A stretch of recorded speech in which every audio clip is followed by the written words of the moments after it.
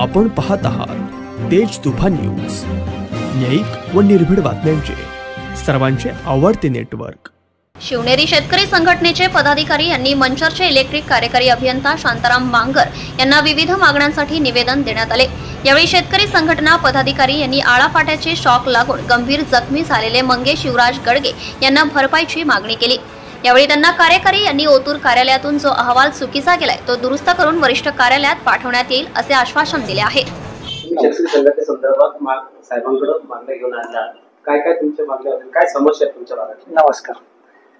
जुन्नर तालुक्यामध्ये नारायणगाव या ठिकाणचा बाधित शेतकरी दत्तात्रय चिमाजी बनकर यांचा ऊस जवळपास आता 3-4 दिवसापूर्वी 2.5 एकर जळालेला आहे, जळून खाक झालेला आहे साहेब, अक्षरशः कोळसा झालेला आहे। तर तो ऊस 2.5 एकरामध्ये 250 टन गेला असता। विघ्नर सहकारी साखर कारखान्याने 3200 रुपये असा अंतिमचा दर जाहीर केलेला आहे। 3200 गुणिले 250 म्हणजे 8 लाखाचं नुकसान झालं। त्याचबरोबरीने त्यांचं ड्रिपचं नुकसान झालं, पीव्हीसी पाईपांचं नुकसान झालं, फिल्टरचं।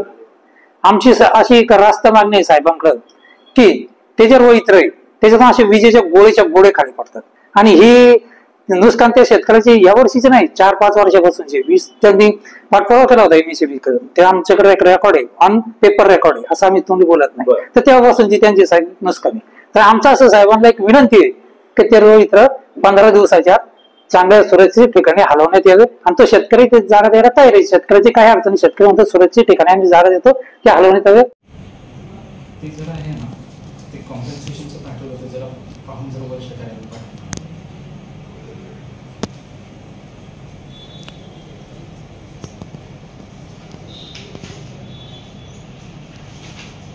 ट्रान्सफॉर्मर असतील, त्याचप्रमाणे ज्या विजेच्या तारा आहेत, ज्या शेतामध्ये ऊसाची शेती असल्यामुळे ऊस थोडासा वाढतो आणि तारा जर खाली आलेल्या असतील तर त्याच्यामुळे शॉर्ट सर्किट होऊन त्या ठिकाणी ऊसाचं पूर्ण शेत जळून जातं आणि शेतकऱ्याचं कसं असतं 18 महिने ऊस सांभाळावा लागतो, त्यावेळेस तो तुटून जातो। त्याच्या अनेक पुढे कामं असतात, मुलीचं लग्न असतं, मुलांची शिक्षण असतात, उच्च शिक्षण घेण्यासाठी मुलांना शहरामध्ये पाठवलेलं असतं। हो, मान्य केल्यात, काम करतो म्हणून त्यांनी आश्वासन दिले।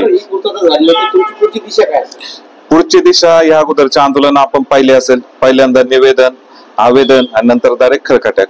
मग त्या गुन्हे जरी आमच्यावर या अगोदर अनेक दाखल झालेत आणि ह्या पुढे जरी झाले तरी पण शेतकऱ्याला जर न्याय मिळाला नाही तर रस्त्यावर उतरायची वेळ आली किंवा अधिकाऱ्यांच्या तालनामध्ये त्या ठिकाणी जे काही करायचंय हो निश्चित न्याय, ज्या ठिकाणी न्याय मिळत नाही त्या ठिकाणी आंदोलन 100% करणार। दुसरा एक विषय असा होता,